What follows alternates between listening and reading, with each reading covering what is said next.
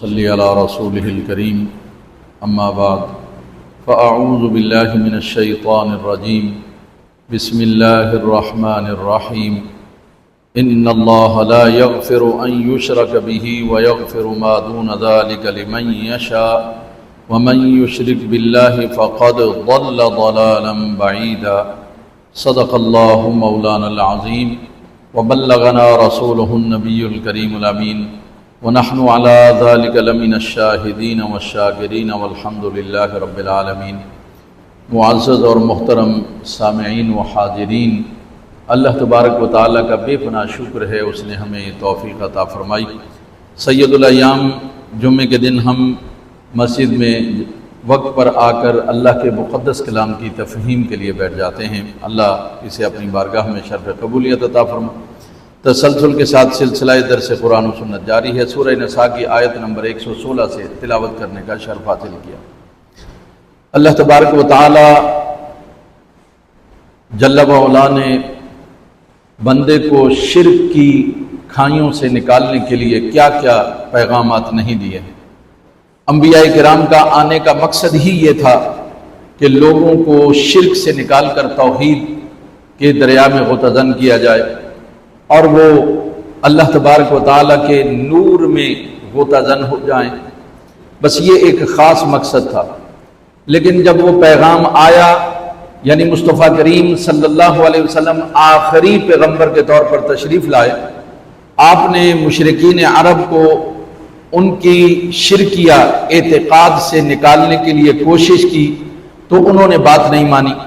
جب انہوں نے بات نہیں مانی تو اللہ تبارک و تعالی نے یہ آیت نازل کر کے انہیں بتایا، ان اللہ لا یغفر ان یشرک بہ، بے شک اللہ تبارک و تعالی کسی شرک کرنے والے کو کبھی معاف نہیں کرے گا۔ اس کا مطلب یہ ہے کہ معافی تو اللہ کے ہاں ہے، لیکن شرک کرنے والے کے لیے معافی کا دروازہ بند ہے۔ ہاں، ایمان کی رتی اگر کسی میں ہے، ایمان اگر اس میں موجود ہے تو وہ بالآخر اللہ تبارک و تعالیٰ کی مغفرت سے فیض یاب ضرور ہوگا، سزا بھگتے گا اپنے اعمال کی، لیکن ضرور اللہ تبارک و تعالیٰ اسے معاف فرمائے گا۔ گویا مغفرت کا جو بنیاد ہے وہ ایمان ہے، مغفرت کی جو بنیاد ہے وہ اللہ کی توحید ہے۔ لہذا فرمایا ان اللہ لا یغفر ان یشرک بہ، کہ بے شک اللہ تبارک و تعالیٰ جو اس کے ساتھ شریک کریں گے، شرک کریں گے، انہیں معاف نہیں کرے گا۔ ہاں، وَيَغْفِرُ مَا دُونَ ذَلِكَ لِمَنْ يَشَاءُ، اس کے علاوہ جتنے گناہ ہیں اللہ جسے چاہے گا معاف کر دے گا۔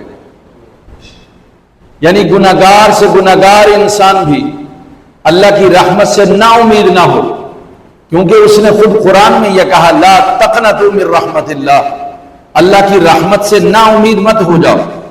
تو یہاں یہی فرمایا، بھائی صرف شرک نہیں ہونا چاہیے، باقی جتنے گناہ ہیں وَيَغْفِرُ مَا دُونَ ذَلِكَ لِمَنْ يَشَاءُ، جسے چاہے گا اللہ اس گناہ کو معاف فرما دے۔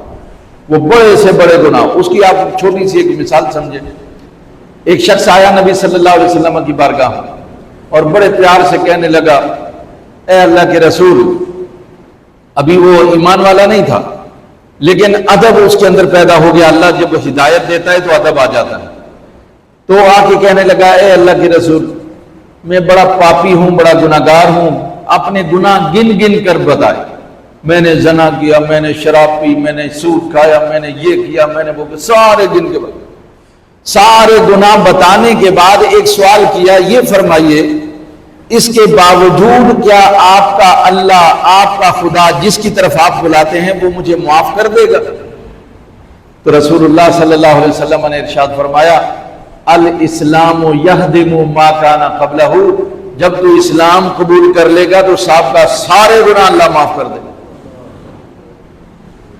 اور اسلام قبول کرنا کیا ہے کہ اللہ کی توحید کا اقرار کرنا ہے، رسول اللہ صلی اللہ علیہ وسلم کی رسالت کا اقرار کرنا ہے، مرنا اور مرنے کے بعد دوبارہ اٹھنے اور اللہ کے سامنے پیش ہونے اور حساب و کتاب کی بات کرنی۔ تو اس پر اگر یہ کوئی کر لیتا ہے تو رسول اللہ صلی اللہ علیہ وسلم نے فرما دیا، بھائی اسلام جب آپ لے آئے ہو سابقہ سارے گناہ معاف۔ تو اس کا مطلب یہ کہ اللہ پاک سابقہ سارے گناہوں کو معاف کر سکتا ہے۔ اب آپ کہیں گے جی وہ تو غیر مسلم تھا، اسلام قبول کیا اس لیے گناہ معاف ہو گئے، میں مسلمان ہوں، کلمہ پڑھا ہوا ہوں، میرے ساتھ کیا معاملہ ہے؟ ارے تیرے ساتھ تو اور بھی آسان معاملہ ہے، تیرے ساتھ یہ ہے کہ جتنے بھی گناہ کیے ہیں ٹھیک ہے، اب آجا ذرا اعتراف کر لے، ایک دفعہ اللہ کی بارگاہ میں جھک جا اور کہہ دے سبحان ربی الاعلی، یہ سر میں کہہ دے، اور پھر اس کے بعد سر اٹھا کر اللہ سے، اے اللہ مجھے معاف کر دے، اے اللہ مجھے معاف کر دے۔ ایک حدیث ہے، حدیث قدسی، رسول اللہ صلی اللہ علیہ وسلم نے صحابہ کو بتایا کہ گناہگار آدمی ایک دن کہنے لگا یا ربی یا ربی یا ربی، تو اللہ کی طرف سے آواز آئی لبیک لبیک یا عبدی این کنت، اے بندے میں حاضر ہوں، میں حاضر ہوں، تو کہاں تھا؟ اس کا مطلب یہ کہ رب العالمین جل وعلا کو معاف کرنے کے لیے تیار ہے، بندہ ہی معافی مانگنے کے لیے تیار نہیں۔ ہم تو مائل بکرم ہیں، کوئی سائل ہی نہیں، راہ دکھلائے کسے، کوئی راہ رہے منزل ہی نہیں۔ کوئی سائل ہوگا، کوئی مانگنے والا ہوگا تو وہ عطا فرمائے گا، کوئی راستہ ڈھونڈ رہا ہوگا پوچھے گا تو اسے منزل بتائی جائے گی، یہ راستہ جاتا۔ تو فرمایا وَمَن يُشْرِكْ بِاللَّهِ، اور جو اللہ کے ساتھ شرک کرتا ہے فَقَدْ ضَلَّ ضَلَالًا بَعِيدًا، وہ دور کی گمراہی میں بہک گیا۔ اب یہ دور کی گمراہی کیا ہے؟ اس کا مطلب یہ ہے کہ جو شرک کرتا ہے اللہ کا قرب نہیں ملتا اسے، وہ اللہ کی رحمتوں سے دور ہو جاتا ہے، اس کی نگاہ رحمت سے دور ہو جاتا ہے، اس کی مغفرت و بخشش کے اشاروں سے دور اسے کر دیا جاتا ہے کہ تیرے لیے کوئی بخشش نہیں، کوئی مغفرت نہیں، یہ ہے دور ہونا۔ تو اللہ تبارک و تعالیٰ نے فرمایا جو شرک کرے گا وہ اللہ کی رحمت سے دور ہو جائے گا، جس نے کلمہ توحید کا اعتراف کر لیا وہ اللہ کے قریب ہو جاتا ہے۔ اب آپ کتنا قریب ہونا چاہتے ہیں، اتنی عبادت کریں، اتنی یاد میں رہیں، اتنی بندگی کریں، اس کے اتنے ذکر و فکر میں رہیں، آپ قرب کی منزلیں طے کرتے چلے جائیں، اتنا ہی اللہ کے قریب ہوتے جائیں گے جتنی اللہ کی بات مانیں گے۔ یہاں شرک کے حوالے سے کچھ باتیں عرض کرنا ضروری ہیں۔ دیکھیے شرک کی بہت ساری اقسام ہیں، سب سے جو بڑا شرک ہے وہ الشرک فی الاعتقاد، اعتقاد کے اندر شرک ہے، اور وہ کیا ہے؟ کسی کا عقیدہ یہ ہو کہ اللہ ایک نہیں، اس کے علاوہ بھی اللہ ہے، یعنی الہ اور بھی ہے، معبود اور بھی ہے، جیسا کہ مشرکین مکہ کا یہ عقیدہ تھا کہ اللہ تنہا اس کائنات کو سنبھال نہیں سکتا، اس لیے بہت سارے خدا ہیں جن کو انہوں نے بنا رکھا۔ تو شرک فی الاعتقاد یہ سب سے بڑا ظلم اور سب سے بڑا شرک کہ اللہ کے علاوہ کسی کو الہ مانو۔ ایک اور شرک کی قسم ہے جس سے شرک فی الصفات کہتے ہیں، اور وہ یہ ہے کہ لوگ کسی کو خدا تو نہ مانے، اسے الہ نہ مانے، اسے معبود نہ مانے، لیکن یہ خیال کرتے ہوں کہ یہ جب چاہتا ہے، جو چیز چاہتا ہے، جس کو چاہتا ہے عطا کر دیتا ہے۔ یہ بات بڑی پختگی کے ساتھ ذہن میں رکھیں، خدا کے سوا یا اس کی مرضی کے سوا کوئی نہیں دے سکتا۔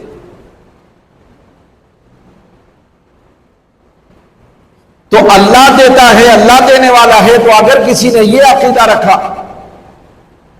کہ فلاں شخصیت یا فلاں ذات یہ اپنی مرضی سے جب چاہتا ہے جیسا چاہتا ہے، بغیر خدا کے اذن کے، بغیر خدا کے حکم کے، بغیر خدا کی مرضی کے جب چاہتا ہے، جو چاہتا ہے عطا کرتا ہے، وہ یہ شرک ہے، اسے شرک فی الصفات کہتے ہیں۔ اس میں مشرکین مکہ کے بہت سارے لوگ اس میں ملوث تھے، وہ لات منات عزا وغیرہ کو مستقل خدا نہیں مانتے تھے، وہ کہتے تھے اللہ تو ایک ہی ہے، یہ دیکھیے اللہ تو ایک ہی ہے، یہ اللہ کے کارندے ہیں جو کام کرتے ہیں، ان کو اللہ نے طاقت دی ہے، یہ بھی یہ کام کرتے ہیں، یہ بھی شرک ہے۔ اور تیسری اور آخری قسم شرک کی جو ہے وہ تو عام پائی جاتی ہے، وہ ہے ریاکاری، دکھاوا۔ نماز پڑھ رہا ہے تو اس لیے پڑھ رہا ہے تاکہ لوگ کہیں بڑا نمازی آدمی، حج کر رہا ہے تو اس لیے کر رہا ہے تاکہ لوگ کہیں حاجی صاحب ہے بھائی اس کی دکان پہ جاؤ، اور حاجی صاحب اتنی تیز چھری لے کے بیٹھا ہو۔ دوسرے اگر 100 روپے میں گز کپڑا بیچ رہے ہیں تو یہ 200 میں گز کپڑا بیچ رہے ہیں۔ تو کل قیامت میں یہ جو ریاکار لوگ ہیں دکھاوے کے لیے عبادات کرتے رہے، جب اللہ کی بارگاہ میں جائیں گے تو اللہ تعالیٰ پوچھے گا کیا کیا؟ وہ کہیں گے جی نماز پڑھی تیری، تجھے سجدہ کیا، تیرا حج کیا، زکات دی۔ اللہ کریم ارشاد فرمائے گا تو نے نماز اس لیے پڑھی لوگ تجھے نمازی کہیں، وہ ہو چکا۔ تو نے حج اس لیے کیا لوگ تجھے حاجی کہیں، حاجی صاحب بلائیں تم پر اعتماد کریں، اس لیے تیرا حج بھی ہو چکا، ختم، کوئی بدلہ نہیں۔ تو نے زکات اس لیے دی لوگ تجھے سخی کہیں، بڑا سخی آدمی، غریبوں یتیموں مسکینوں پہ بڑا خرچ کرنے والا، وہ کہا جا چکا۔ ارے روزہ تو نے اس لیے رکھا تاکہ لوگ یہ کہیں بڑا روزہ دار، صائم الدہر ہے، لوگ تجھ پر اعتماد کریں اس لیے تو نے کیا۔ اللہ فرمائے گا ساری عبادات تیری ختم ہو چکی، آج تیرا کوئی حصہ یہاں پر موجود نہیں، پھر اسے جہنم میں ڈال دیا جائے گا۔ تو ریا جو ہے یہ بھی شرک ہے۔ تو یہ شرک کی 3 اقسام آپ کی خدمت میں پیش کی ہیں۔ ہمیں ہر شرک سے خود کو پاک کرنا ہے، ریا سے بھی بچانا ہے، اور اللہ کی صفات میں بھی کسی کو شرک نہیں کرنا، اور اسی طرح سے اللہ رب العالمین کی ذات میں بھی کسی کو شریک نہیں ٹھہرانا ہے۔ خالص توحید، اللہ ایک ہے، بے نیاز ہے، طاقت والا ہے، قوت والا ہے، اس کی مرضی کے بغیر کوئی پتا نہیں ہل سکتا۔ لا تسقط من ورقۃ الا یعلمها، اس کے علم اور اس کی مرضی کے بغیر کوئی ایک پتا بھی حرکت نہیں کر سکتا۔ یہ ہمیں یقین رکھنا ہوگا توحید کے حوالے سے اتنا پختہ۔ رہی بات یہ کہ اللہ کے بندوں سے کبھی کوئی وسیلہ بناتا ہے، کبھی کوئی ایسی بات کرتا ہے، تو یاد رکھیے توحید خالص اسی طرح سے ہوگی۔ ہاں جن کو اللہ نے قرب اپنا عطا فرمایا ہے ان کی شان یہ رکھی ہے، وہ اگر اللہ سے دعا کر دیں تو اللہ رد نہیں کرتا، اس لیے ہم اللہ کے نیک بندوں سے دعا کر دیجئے جی، یا ان کی جگہ پر جا کر ہم حضرت زکریا علیہ السلام، حضرت مریم علیہ السلام کے حجرے میں تشریف لے گئے، اور وہاں دیکھا تو بغیر موسم کے پھل موجود، کہنے لگے انا لکی ھذا، یہ کہاں سے آئے؟ قالت هو من عند اللہ، یہ اللہ کی طرف سے آئے ہیں۔ ہنالک دعا زکریا ربہ، زکریا علیہ السلام سمجھ گئے میرے رب کا یہاں خاص کرم ہے، یہ اللہ کی نیک بندی ہے۔ دعا زکریا ربہ، وہیں انہوں نے دعا کی اللہ سے، باہر نکل کے بھی کر سکتے تھے، اقصی مسجد میں بھی کر سکتے تھے، انہی کے حجرے میں کیوں کی؟ وہ سمجھتے تھے یہ اللہ کی نیک بندی ہے، اگر وہ اسے بے موسم پھل دے سکتا ہے، میں اولاد مانگوں گا وہ دے دے گا، اور ایسا ہی ہوا۔ اللہ نے یحییٰ دیا اور فرمایا اس کا نام یحییٰ رکھنا، اللہ نے نام بھی یحییٰ کا خود رکھا کہ زکریا لڑکا دوں گا، نشانیاں بھی بتائیں، بڑے ناز نخرے اپنے بندے جو اٹھائے، پیار تھا نا، اور بتا دیا اس کا نام یحییٰ رکھنا۔ تو اس کا مطلب یہ ہے کہ ہمیں خالص اللہ کی توحید، ہاں شخصیات کا ادب اور احترام اپنی جگہ، اور ریاکاری سے بھی ہمیں بچنا ہے۔ کوئی کام جب آپ کریں تو مومن کا ہر کام اللہ کی رضا کے لیے، بس یہ ذہن میں رکھیں، ہمارا جو کام ہے اللہ کی رضا کے لیے۔ میری کسی سے لڑائی ہے تو اللہ کی رضا کے لیے، میرا غصہ ہے کسی پر تو اللہ کی رضا کے لیے، میں کسی سے بغض رکھوں گا تو اللہ کی رضا کے لیے، میں نفرت کسی سے کرتا ہوں تو اللہ کی رضا کی خاطر، ہاں، اور میں محبت کرتا ہوں تو اللہ کی رضا کے لیے، میں کسی کے ساتھ کوئی تعاون کرتا ہوں تو اللہ کی رضا کے لیے۔ تو میرا جو جینا اور مرنا ہے وہ اللہ کی رضا کے لیے ہے۔ قل ان صلاتی و نسکی و محیای و مماتی للہ رب العالمین، آپ فرما دیجئے کہ میری نماز، میرے مناسک، میری قربانی اور میرا جینا اور مرنا اس رب کے لیے ہے جو سارے جہانوں کا پالنے والا ہے۔ میرے جینے مرنے میں کوئی اور ذات شامل نہیں ہے، میں اللہ کے لیے جیتا ہوں، اللہ کے لیے مرتا ہوں۔ اور ایک بار نہیں 1000 بار مرنے کے لیے تیار. تو یہ جب عقیدہ ہونا ضروری ہے. اور فرمایا قرآن ہے مشرکین مکہ کی مذاق بھی اڑایا اور ان کی اصلاح کے لیے انہیں تانا بھی دی. ان يدعون من دونه الا اناثا، فرمایا یہ جنہیں اللہ کے سوا پکارتے ہیں نا ساری تو ساری عورتیں، اناثا ساری عورتیں ہیں. یہ عورتیں کہنے کا وجہ ہے، وہ تو بتوں کو پوچھتے تھے تو اکثر کے نام لات، منات، عزا، نائلہ، عصاف، یہ سارے عورتوں کے نام ہیں. یہ سارے ان کے بتوں کے نام تھے. اللہ نے کہا لو خدا بھی بنایا تو مؤنث کو بنایا، عورتوں کو بنایا. ان کی عقل کے چابک لگایا. ارے خدا بنانا تھا کسی مرد کو بناتے، کسی طاقتور کو بناتے، عورت کو بنایا. دوسرا ایک اور بات علماء نے لکھا، اس لیے بھی اللہ تعالیٰ نے بتوں کو یہ فرمایا کہ یہ عورتیں ہیں کیونکہ عورت جو ہے انفعال پذیر ہوتی ہے، یعنی اثر کو قبول کرتی ہے، کسی پر اثر ڈال نہیں سکتی. یہ بڑی خاص بات ہے. آپ عورت کو بہت جلد اپنے قابو میں کر سکتے ہیں. آپ صرف اس کو پیسہ دکھا دیجئے، گاڑی بنگلہ دکھا دیجئے، اس کے بعد وہ ختم ہے، ہلاک ہو گئی، سمجھو مر گئی. پیسہ دکھا دو، چکا چوند دکھا دو، کپڑے دکھا دو، کوئی اچھا لچن وچن دکھا دو، وہ ان باتوں میں آ جاتی، آپ کی چکنی چپڑی باتوں میں آ جاتی. اب تو یہ باتیں آپ سے چھپی ہوئی نہیں، میڈیا نے آپ کو کھول کھول کے بیان کر دیا کہ کیسے چکنی چپڑی باتیں، جھوٹی باتیں کر کر کے آپ اس کو اپنے ساتھ لے جاؤ، جہاں مرضی لے جاؤ. یہ قرآن نے ان سے کہا ارے تم نے ان کو بنایا اپنا خدا جو اثر قبول کرتا ہے، اثر کسی پہ ڈالتا نہیں ہے. ارے میں اللہ ہوں، مجھ پر کوئی اثر انداز نہیں ہو سکتا، میں سب پر اثر انداز ہوتا ہوں.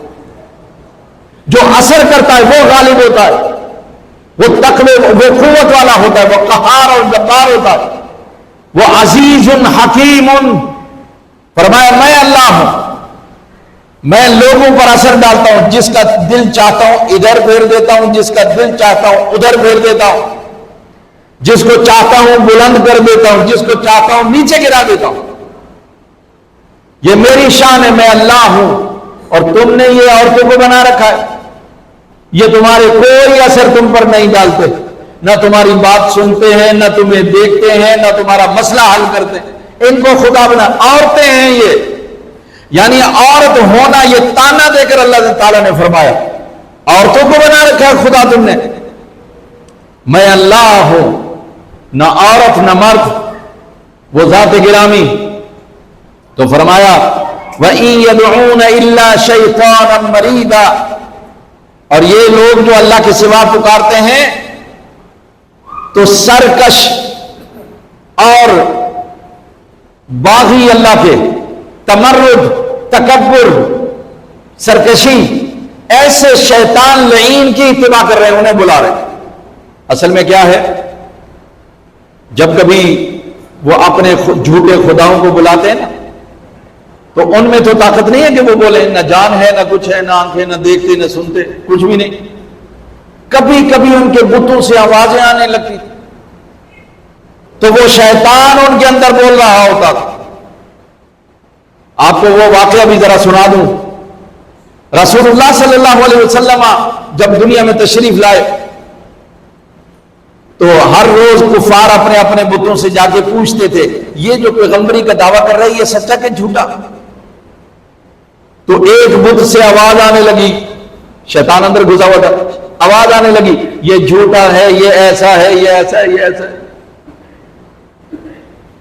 اب تو اس کا دل بڑھ گیا، اس نے کہا بلاؤ بھائی مجمع، جلسہ کرو بہت بڑا، اور اس جلسے میں یہ پوچھو تاکہ سب کے سامنے محمد صلی اللہ علیہ وسلم کی یہ راز کھل جائے کہ بھئی یہ جھوٹا ہے. تو ساری پبلک کو مکے کو بلا لیا اور رسول اللہ صلی اللہ علیہ وسلم تشریف لائے.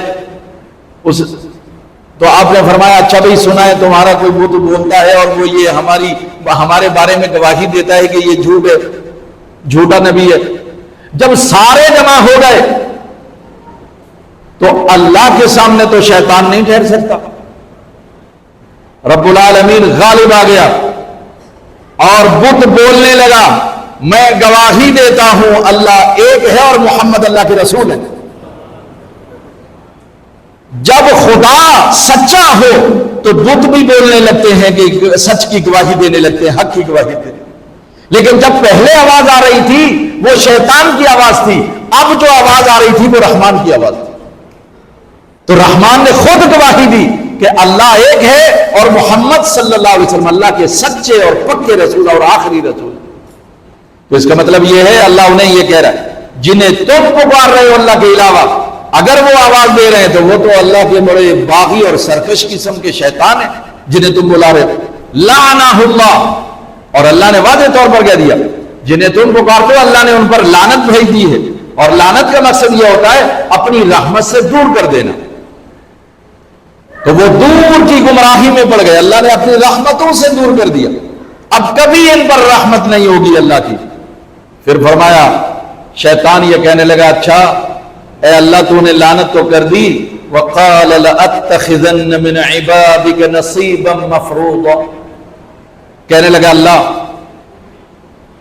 اللہ ہی نے اس کو قوت دے رکھی تھی، عمر بھی دے رکھی تھی، کہنے لگا اے اللہ تیرے یہ جو بندے ہیں نا میں پوری کوشش کروں گا کہ ان کو میں بہکا دوں، کچھ نہ کچھ حصہ تو میں وصول کر ہی لوں گا، یعنی 100% اگر میں سارے لوگوں کو نہ بہکا سکا تو کچھ کو میں ضرور بہکا دوں گا، نصیبا مفروضا، ایک حصہ میں مقرر کر لوں گا، انہیں تو میں بہکا دوں گا۔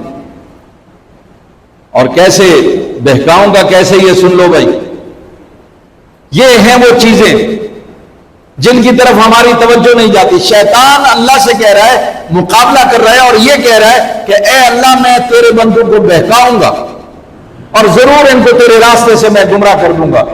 کیسے کروں گا؟ وَلَأُضِلَّنَّهُمْ، میں ان کو گمراہ کروں گا، یعنی میں جو غلط کام ہے نا وہ اچھے اچھے کر کے دکھاؤں گا ان کو۔ ہر غلط کام، مثال کے طور پر قتل کرنا، تو یہ کہے گا اس کو تو قتل کرے گا نا یہ زمین پر تیرا قبضہ ہو جائے گا، اس کو قتل کر دے گا تو تیرے اوپر مقدمہ نہیں ہوگا، تو بچ جائے گا، اس کو قتل کر دے گا نا تو اتنے لوگ ہیں اس کے پاس پیسے ہیں وہ تیرے ہو جائیں گے۔ یہ وَلَأُضِلَّنَّهُمْ، یہ گمراہ کر رہا ہے۔ ہر گناہ کرنے سے پہلے ذرا گناہگار سے پوچھئے اسے خیال کیا آتا ہے، ذاتی مفاد اور خود غرضی پوچھ لو، کیوں مارا زمین کے لیے مارا، کیوں مارا داڑھی چھیننے کے لیے مارا، کیوں مارا پیسے چھیننے کے لیے مارا، ارے کیوں مارا دکان پہ کم کر، کیوں مارا یہ پیسے مانگ کر، ذاتی مفاد اور خود غرضی۔ وَلَأُضِلَّنَّهُمْ، یہ میں ان کے دل میں ڈال دوں گا، یہ ایک دوسرے کو قتل کریں گے، لڑائی کریں گے، جھگڑا کریں گے۔ وَلَأُضِلَّنَّهُمْ، تیری راہ سے گمراہ کر دوں گا، نہ کوئی درگزر، نہ کوئی معافی، نہ کوئی ہمدردی، کچھ بھی نہیں، نہ تحمل، نہ برداشت۔ وَلَأُضِلَّنَّهُمْ، میں ان کو ایسے راستے پر ڈال دوں گا لڑ کے مر جائیں گے۔ اب دیکھیے ہم سب ایسے ہی ہیں، اپنے اپنے مفادات کے لیے ہم ہاتھیوں سے لڑ پڑتے ہیں، اور خدا کے دین کے لیے مچھر بھی ہمیں جو ہے نا برا لگتا ہے کہ یہ مچھر ہمیں کاٹ لے گا۔ بھائی ذاتی مفاد ہو تو ہاتھی سے ٹکراؤ، اور اگر دین کی بات ہو، اللہ کی بات ہو تو پھر مچھر بھی ہمیں بھاری لگتا ہے، مکھی بھی بھاری لگتا ہے۔ آگے اگلی بات ذرا سنیے، وَلَأُمَنِّيَنَّهُمْ، شیطان اللہ سے کہہ رہا ہے اس کی امیدیں لمبی کر دوں گا، ہر وقت اس امید میں رہے گا ارے مجھے کوئی مار نہیں سکتا، مجھے کوئی لوٹ نہیں سکتا، مجھے کوئی نقصان نہیں پہنچا سکتا، ارے ابھی تو میں جوان ہوں، میں ابھی مرنے والا نہیں، کوئی 10-20 لے کے مروں گا۔ یہ ساری باتیں امید، حالانکہ ہمارے سامنے چھوٹا بچہ، 1 دن کا بچہ، 2 دن کا بچہ، 2 سال کا بچہ، 20 سال کا نوجوان، 30 سال کا نوجوان، اسی طرح 40 سال تک جوان، اور پھر بڑھاپے میں سارے لوگ ہمارے سامنے جا رہے ہیں، لیکن وہ کہہ رہے ہیں کہ امید پیدا کر دوں گا میں ان کے اندر یہ جو امید ہے نا، اس کو لگام ہونی چاہیے. اتنی امیدیں لوگوں سے مت باندھو کہ تمہارا دل کرچی کرچی ہو جائے، ٹوٹ جائے اور تم اپنے مقام سے گر جاؤ. امیدیں باندھنی ہیں تو خدا سے باندھو. اگر کوئی تمہیں امید رکھنی ہے تو خدا سے رکھو. یہ وہ ذات ہے اللہ جو تمہاری امیدوں کو پورا کر سکتا ہے، ساری امیدوں کو پورا کر سکتا ہے. تم اپنی امیدیں لوگوں سے وابستہ نہ کرو، خدا سے وابستہ کرو. وہ خدا وہ ذات ہے جو تمہاری ہر امید کو روشن چراغ بنا سکتا ہے، روشنی دے سکتا ہے، پورا کر سکتا ہے. لیکن شیطان کہہ رہا ہے کہ میں ان کو امیدوں میں ڈال دوں گا. کیسے؟ میں ابھی مرنے والا نہیں ہوں. حالانکہ یہ حقیقت ہے. اس سے بڑی کوئی حقیقت نہیں کہ ہمیں مرنا ہے. اس سے بڑی حقیقت اور سچائی کوئی نہیں، اللہ کی قسم کوئی نہیں. مرنا ہے، لیکن اس حقیقت سے ہمیں دور کر رہا ہے. کیا کہہ رہا ہے؟ ابھی کہاں تیری موت آنے والی، تو ابھی صحت مند ہے، ابھی تو جوان ہے، ابھی تو 25 سال کا ہوا ہے، ابھی تو 40 سال. ارے کافی عرصہ پڑا ہے. یہ امید. وہ کہہ رہا ہے کہ میں امید دلاؤں گا اس کو. اچھا لگے رہو اس کے پیچھے، یہ چیز میں چھین کے ہی رہوں. یہ بھی امید. حالانکہ یہی امید خدا سے لگاتا تو خدا پھر ایسے من حیث ویرزقہ من حیث لا یحتسب، خدا ایسی جگہ سے رزق عطا فرماتا ہے جہاں سے بندے کو گمان بھی نہیں ہوتا. کاہے کو لوگوں سے امیدیں وابستہ کر کے پیچھے لگے ہوئے ہوں گے؟ چوری کروں گا، ڈاکہ ماروں گا، وہاں چلا جائے تو پھر میں چھینوں گا، یوں کروں گا. نہیں نہیں، خدا سے ایک دفعہ طلب تو کرو. وَيَرْزُقْهُ مِنْ حَيْثُ لَا يَحْتَسِبُ، ایسی جگہ سے دے گا کہ تمہارا وہم و گمان بھی اس طرف نہیں جائے گا. پھر آگے دیکھیے، کہتا ہے وَلَآمُرَنَّهُمْ، اے اللہ تیرے بندوں کو ایسے حکم دوں گا نا میں، فَلَيُبَتِّكُنَّ آذَانَ الْأَنْعَامِ، ایسے حکم دوں گا یہ جانوروں کو اپنے اوپر خود ہی حرام کر لیں گے، ان کے کان کاٹ کر انہیں چھوڑ دیں گے. تو عربوں میں شیطان نے ان کے دل میں یہ بات ڈالی کہ بھائی جو اونٹنی 5 دفعہ بچہ جنے اور آخری دفعہ بچہ جو ہے وہ نر ہو تو اس کے کان کاٹ کے اس کو چھوڑ دیا کرو اللہ کے نام پر. نہ کوئی گوشت کھائے گا، نہ ہل چلائے گا، نہ اس کو کہیں استعمال میں لائے گا، نہ سواری کرے گا. بس یہ اللہ کے نام پر وہ سمجھتے تھے اس سے بڑا اجر اور ثواب ملے. اب شیطان یہ قرآن میں کہہ رہا ہے کہ میں انہیں حکم دوں گا کہ وہ اپنے جانوروں کے کان کاٹ کر انہیں چھوڑ دیں گے. اندازہ کر لیں. وَلَآمُرَنَّهُمْ، اب آ گئی آپ کی بات. وہ عربوں کی پرانی بات تھی. جانوروں کو اب تو اس طرح سے نہیں چھوڑتے. اب تو چھوڑے ہوئے گدھے بھی ذبح کر کے آپ کو کھلا دیتے، مری ہوئی مرغیاں بھی آپ کو کھلا دیتے ہیں طرح طرح کے بہانوں سے اور آپ کھا لیتے. اب آئی آپ کی بات. وَلَآمُرَنَّهُمْ، اے اللہ انہیں میں یہ حکم دوں گا، فَلَيُغَيِّرُنَّ خَلْقَ اللَّهِ، اے اللہ تیری جو تخلیق ہے نا اس میں یہ تبدیلی کر دیں گے. یہ جو جینیٹک چینجز آ رہی ہیں یہ اس طرف اشارہ ہے. پہلے علماء یہ کہتے تھے کہ بھئی یہ جو تبدیلی اصل میں یوں ہے کہ مرد عورت کا لباس پہنے اور عورت جو ہے وہ مرد کا لباس پہنے. اس وقت بھی بعض عورتیں مردوں کا لباس پہن کر مرد بنتی تھی اور آج بھی بعض عورتیں مردوں کا لباس پہن کر مرد بنتے. دونوں ایک دوسرے کے. مردوں کو دیکھیے لمبے لمبے بال رکھ کر چاہتے ہیں کہ انہیں لڑکی سمجھا جائے. پہلے صرف چاہتے تھے کہ سمجھا جائے، اب تو ڈاکٹر صاحب نے اتنا آسان بنا دیا ہے کہ کلینک چلے جاؤ لڑکی کو لڑکا اور لڑکے کو لڑکی بنا دیتے. یہ شیطانی کام ہے اور یہ قرآن کھلے طور پر کہہ رہا ہے وَلَآمُرَنَّهُمْ، اے اللہ میں انہیں یہ حکم دوں گا. شیطان اللہ سے کہہ رہا ہے، آرگیو کر رہا ہے، تو نے مجھے اپنی رحمت سے دور کیا ہے نا، میں تیرے بندوں کو حکم دوں گا فَلَيُغَيِّرُنَّ خَلْقَ اللَّهِ، تیری بنائی ہوئی تخلیق میں تبدیلی کر دیں گے. مرد عورت بن جائے گی، عورت مرد بن جائے گی. اور آپ اور ہم اپنی آنکھوں سے دیکھ رہے ہیں. یہ قرآن کی سچائی ہے. دیکھو صدیوں پہلے اللہ سے اس کی یہ بات ہوئی تھی، اور 1,500 سال پہلے اللہ نے قرآن میں بیان کی، اور آپ دیکھیے آج ہم اسے اپنی آنکھوں سے دیکھ رہے ہیں کہ واقعتاً ہم شیطان کے بہکاوے میں آ جاتے ہیں، اور عورت مرد بنتی ہے اور مرد جو ہے وہ عورت بنتا ہے۔ اب دیکھیے یہ سارا معاشرے کے اندر ہو رہا ہے، لیکن سنو، یہ اس کی باتیں بیان کرنے کے بعد اللہ نے فرمایا وَمَن يَتَّخِذِ الشَّيْطَانَ وَلِيًّا مِّن دُونِ اللَّهِ، اور جس نے بھی اللہ کو چھوڑ کر شیطان کی بات مانی، اسے دوست بنایا، اس کے ساتھ تعلق قائم کیا، فَقَدْ خَسِرَ خُسْرَانًا مُبِينًا، تو وہ بہت زیادہ نقصان اٹھانے والا ہے، اس نے بہت بڑا نقصان اٹھایا، اور اس میں کوئی شک نہیں۔ ذرا مجرم سے انٹرویو کیجیے، آپ تو سنتے رہتے، قتل کرنے کے بعد اس سے پوچھتے ہیں کہ کیوں قتل کیا، تو وہ جواب دینے کے بجائے کہتا ہے جی میں بہت شرمندہ ہوں، میں بھول گیا ہوں۔ فقد خسر خسرانا مبینا، جو بھی شیطان کے پیچھے چلا، اس کی بات کو مانا، پھر شرمندگی اور نقصان کے علاوہ کچھ نہیں۔ لیکن اب کیا پچھتاوے ہود جب چڑیاں چگ گئیں کھیت، یعدہم ویمنیہم،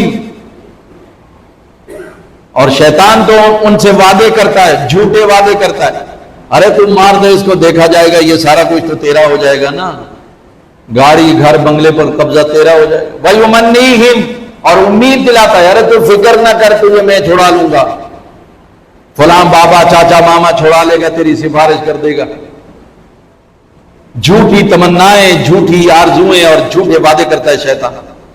وما یعدہم الشیطان الا غرورا، اور شیطان جھوٹی اور دھوکے بازی کرتا ہے، وعدے میں بھی دھوکا کرتا ہے اور اس کی آرزوؤں کے بارے میں بھی اس کو دھوکا دیتا ہے۔ فرمایا اولئک مأواہم جہنم،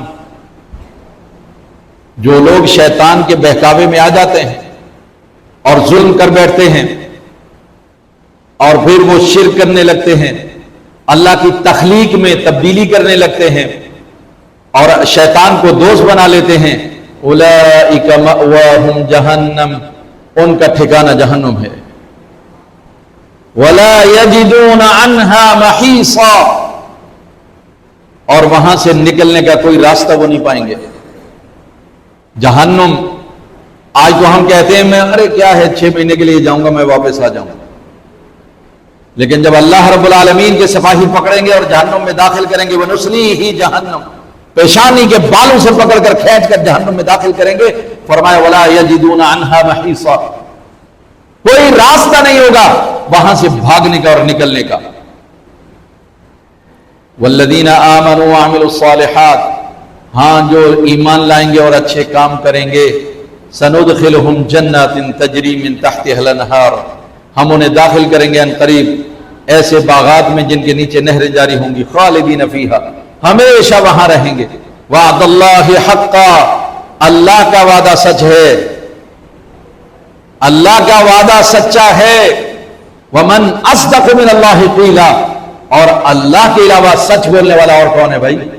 ومن اصدق من اللہ قیلا، اللہ کے علاوہ کون سچ بولتا ہے؟ تو اللہ اس انداز سے بندوں کو سمجھانا چاہ رہا ہے کہ تمہارا خدا ہی سچا ہے، اس کے وعدے سچے ہیں کہ جنت میں داخل کرے گا، لہذا ایمان لاؤ، ایمان کے بعد اعمال صالحہ انجام دو، اللہ تمہیں جنت میں داخل کرے گا۔ اب آپ کو یہ پتا تو چل گیا کہ ایمان ہی کافی نہیں ہے، اعمال صالحہ بھی چاہیے، جنت میں داخلے کے لیے اعمال صالحہ بھی چاہیے۔ لہذا دو دعا کریں، اے اللہ ایمان کی دولت بھی دے اور اعمال صالحہ کی توفیق بھی عطا فرما۔ اللہ سے دعا ہے کہ رب العالمین دین کی سمجھ عطا فرمائے، عمل کی توفیق عطا فرمائے، جن احباب میں سنت عطا فرمائے۔